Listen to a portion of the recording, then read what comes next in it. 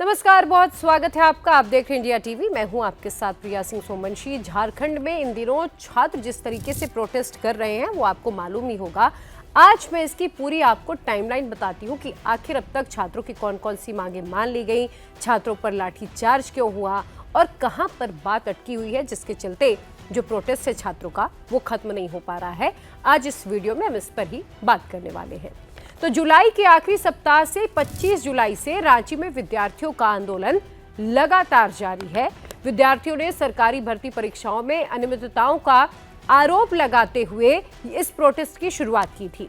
विद्यार्थी जेपीएससी यानी कि झारखंड पब्लिक सर्विस कमीशन और जेएसएससी यानी कि Jharkhand staff selection commission CGL परीक्षा रद्द करने की मांग कर रहे हैं, जिसमें मैं आपको बता दूं कि जेपीएससी परीक्षा रद्द करने की जो मांग है छात्रों की वो मान ली गई है, लेकिन दूसरी मांग अभी तक पूरी नहीं हो पाई है। इस पूरे मामले की सीबीआई जांच की मांग भी छात्रों की तरफ से रखी गई, लेकिन यहां पर बात नहीं बनी। अब सरकार की तरफ से क्या दावा है वो जानिए। सरकार ये कह रही है कि आंदोलनकारियों की 98% मांगों पर सहमति बन गई है, लेकिन छात्र कह रहे हैं कि जब तक पूरी मांगे नहीं मानी जाएंगी तब तक ये आंदोलन जारी रहेगा। आंदोलन हम खत्म नहीं करने वाले हैं। जेपीएससी और जेएसएससी परीक्षाओं में कथित गड़बड़ियों और पेपर लीक के खिलाफ पिछले कई दिनों से छात्रों का ये बड़ा आंदोलन जारी है और धीरे धीरे ये अब और बड़ा होता जा रहा है। अब इसकी टाइमलाइन जानिए कि इस मामले में क्या क्या अब तक हुआ है। परीक्षा रद्द हुई है। छात्रों के भारी दबाव के बाद राज्य सरकार ने 14वीं जेपीएससी परीक्षा और 2023 और 2025 की बैकलॉग भर्ती परीक्षाओं को रद्द करने का फैसला किया है, लेकिन जो दूसरी परीक्षा है वो रद्द नहीं की गई है। दूसरा, अब तक क्या हुआ है इस मामले में? अधिकारियों और सदस्यों के इस्तीफे हुए हैं। घोटालों के आरोपों के बीच जेपीएससी के चेयरमैन एल खियांगटे ने अपना इस्तीफा दिया ताकि जांच में कोई आंच न आए, और इसके बाद आयोग के 3 और सदस्यों ने, जिन्हें बाकायदा पूछताछ के लिए सीआईडी की तरफ से बुलाया भी गया था, उसमें नाम है अजिता भट्टाचार्य का, अनिमा हंसदा और जमाल अहमद का, इनके इस्तीफे भी हुए हैं और राज्यपाल ने इनके इस्तीफे स्वीकार कर लिया। आपको बता दूं ये वही 4 नाम हैं जिनसे सीआईडी लगातार पूछताछ कर रही है। अब तक इस पूरे मामले में 19 लोगों की गिरफ्तारी हो चुकी है, लेकिन जो छात्रों की मुख्य मांग है वो है सीबीआई जांच की मांग, जो फिलहाल नहीं मानी गई है। छात्रों का मुख्य प्रदर्शन रांची के जयपाल सिंह मुंडा स्टेडियम में हो रहा है। उनकी ये मांग है कि इन सभी कथित घोटालों की जांच स्थानीय पुलिस की बजाय यानी कि सीआईडी के बजाय केंद्रीय जांच ब्यूरो यानी कि सीबीआई से कराई जाए। अब जब बात नहीं मानी गई, 3 दौर की छात्रों के साथ बातचीत भी हुई।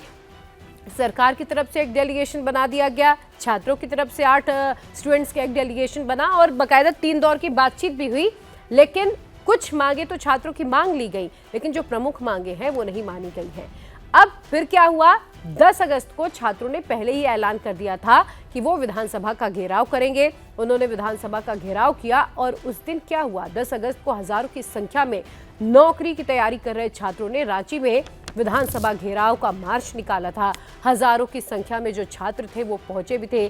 बैरिकेडिंग तोड़ने के दौरान पुलिस ने छात्रों पर वाटर कैनन का इस्तेमाल किया, आंसू गैस की गोली दागी, लाठी चार्ज का भी इस्तेमाल किया, जिसमें कई छात्र और पुलिसकर्मी भी जख्मी हुए। हालांकि मैं आपको ये भी बता दूं, सिर्फ एक बार लाठी चार्ज नहीं हुआ। शाम को वापस, क्योंकि विधानसभा के 100 मीटर की दूरी तक छात्र वहां पहुंच गए थे, छात्रों पर शाम को एक बार फिर से लाठी चार्ज 10 अगस्त को हुआ था, जिसमें कई छात्रों ने अपनी जो चोटें हैं वो दिखाई, उनके पीठ पर कैसे निशान बने। जब वाटर कैनन का इस्तेमाल हुआ तो देखिए छात्रों ने यहाँ पे दिमाग लगाया, वो डांस करने लगे और छात्रों ने तो यहाँ तक आरोप लगा दिया कि जो वाटर कैनन उनके ऊपर इस्तेमाल किया जा रहा है, कह रहे हैं कि देखिए इसमें भी घोटाला है, इसका जो प्रेशर है वो अच्छे तरीके से काम नहीं कर रहा है, तो यहाँ में नहीं रोक पाएंगे और यहाँ पर उसका भी घोटाला है। एक और वीडियो वायरल हुआ जिसमें छात्रों ने ये बताया कि जो टीयर गैस उन पर फायर की गई थी वो 2022 में ऑलरेडी एक्सपायर हो गई थी।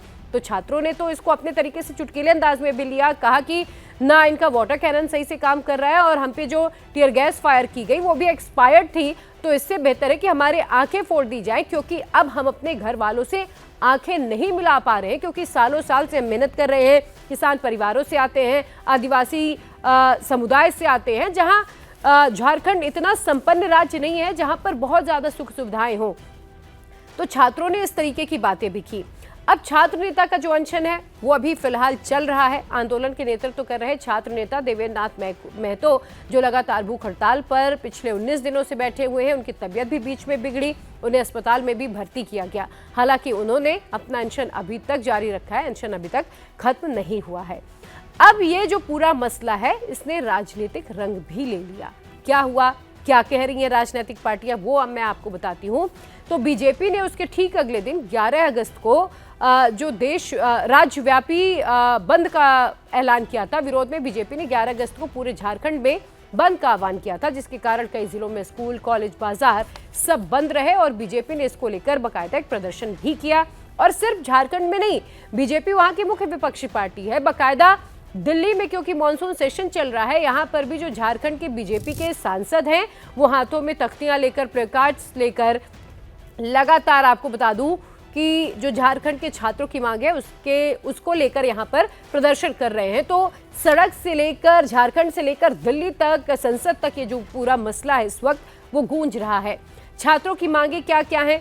छात्रों का ये कहना है कि सरकार के आश्वासन अधूरे हैं, उन्होंने हमारी पूरी मांगे पूरी नहीं की हैं। वे जेएसएससी सीजीएल परीक्षा को रद्द करने और पूरे मामले की सीबीआई या हाईकोर्ट के रिटायर्ड जजों की टीम से स्वतंत्र जांच कराने की मांग पर अड़े हुए हैं, लेकिन सरकार इसके लिए तैयार नहीं है।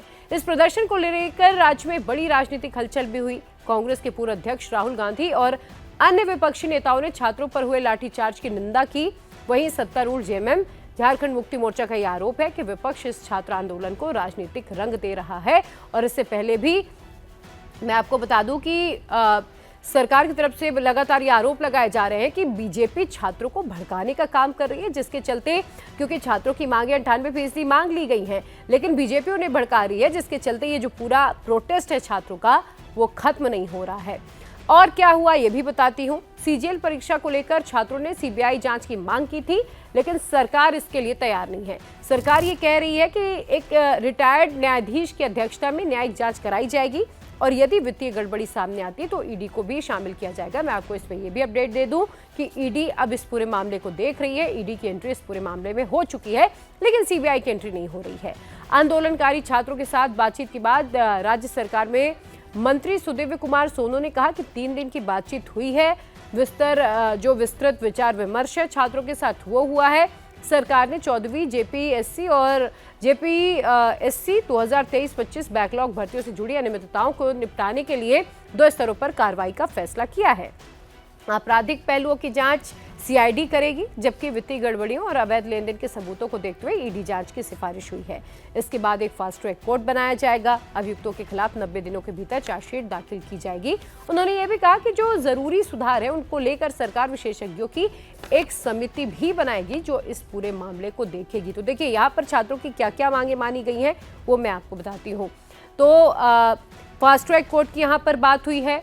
दूसरी बात यहाँ पर यह हुई है कि ईडी की एंट्री हो गई है। तीसरी बात, जेपीएससी परीक्षा रद्द हो गई है, लेकिन सीजीएल की परीक्षा रद्द नहीं की जा रही है। और छात्र कह रहे हैं कि जब तक हमारी इन मांगों पर सहमति नहीं बनेगी तब तक हम अपना अनशन जो है वो खत्म नहीं करने वाले हैं। लेकिन आपको मैं ये भी बता दूं कि अब बात कहां पर अटकी हुई है। तो पहली बात तो यहां पर अटकी हुई है कि छात्र ये कह रहे हैं कि हमें सीआईडी पर विश्वास नहीं है। सीआईडी क्योंकि लोकल पुलिस है वो बचाने की कोशिश भी करेगी और इसीलिए इसकी जो जांच है वो सेंट्रल ब्यूरो एजेंसी से होनी चाहिए, सीबीआई इसकी जांच करे। दूसरी जो मांग है जो पूरी नहीं हुई है, जेएसएससी सीजीएल परीक्षा को रद्द करना जो उनकी प्रमुख मांगों में से था, सरकार ने नहीं किया। सरकार ये कह रही है कि जेएसएससी सीजीएल को वो एक तरफा रद्द नहीं कर सकती क्योंकि इस परीक्षा के परिणाम अदालत की प्रक्रिया के बाद जारी हुए और सफल उम्मीदवारों की नियुक्तियां हो चुकी हैं। लेकिन छात्रों का आरोप है कि इसमें भी बड़े पैमाने पर धांधली हुई है। लेकिन अब सवाल कई सरकार से भी हैं।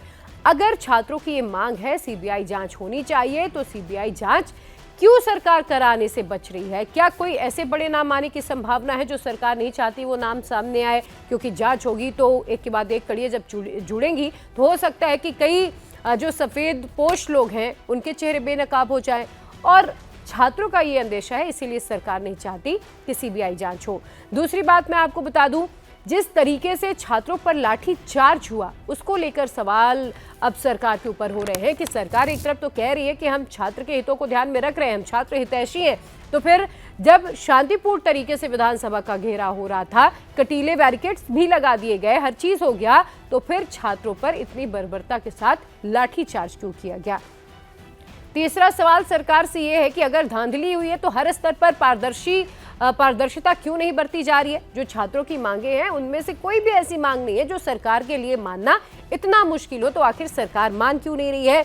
अब सवाल राहुल गांधी से भी है। राहुल गांधी ये कह रहे हैं कि वो कहीं पे भी अगर छात्रों के ऊपर हिंसा हो रही है, लाठीचार्ज हुआ, बर्बरता हो रही है, तो उसे सपोर्ट नहीं कर रहे हैं। लेकिन सवाल यह है कि कांग्रेस के अलायंस के साथ जेएमएम की सरकार वहां पर है, तो फिर राहुल गांधी झारखंड क्यों नहीं जाते हैं। क्या झारखंड उन्हें इतना दूर नजर आ रहा है, या वहां के छात्रों की मांगे उन्हें नजर नहीं आ रही हैं, उसको लेकर वो मुख्यमंत्री से सीधी बात क्यों नहीं करते। ये सवाल राहुल गांधी से भी बना हुआ है। और सवाल सीजेपी से भी है। सीजेपी से इसलिए कि जिस तरीके से दिल्ली में जंतर मंतर पर जो कुछ हुआ, तो सीजेपी के वर्कर्स के लिए क्या झारखंड इतना दूर हो गया कि वो वहां पर नहीं जा पा रहे हैं, क्या उन्हें टिकट्स नहीं मिल पा रहे हैं। तो तमाम तरीके की जो बातें इस वक्त चल रही हैं कि आखिर झारखंड के छात्रों को सेलेक्टिव चश्मे से क्यों देखा जा रहा है। जहां पर दूसरी सरकारें होती हैं, जहां पर सत्ता जो केंद्रीय सत्ता है उसके अपोजिट सरकार होती है, तो वहां पर बड़े पैमाने पर मैं आपको बता दूं कि राहुल गांधी, अखिलेश यादव सभी लोग आवाज उठाते हैं। लेकिन सवाल यह है कि झारखंड को लेकर तमाम नेता, जो राहुल गांधी हो गए, अखिलेश यादव हो गए, या मल्लिकार्जुन खड़गे हो गए, तमाम जो बड़े नेता हैं, आखिर वो उतनी मुखरता से उनकी आवाज़ को क्यों नहीं उठा रहे हैं, उनकी मांगों को क्यों नज़रअंदाज किया जा रहा है। सरकार उन्हें सिलेक्टिव चश्मे से क्यों देख रही है। क्या राजनीतिक नफा नुकसान को देखकर ही सरकार इस वक्त कदम उठा रही है। ये तमाम सवाल बने हुए हैं। इस बारे में आपकी क्या राय है, कमेंट सेक्शन में ज़रूर बताइए।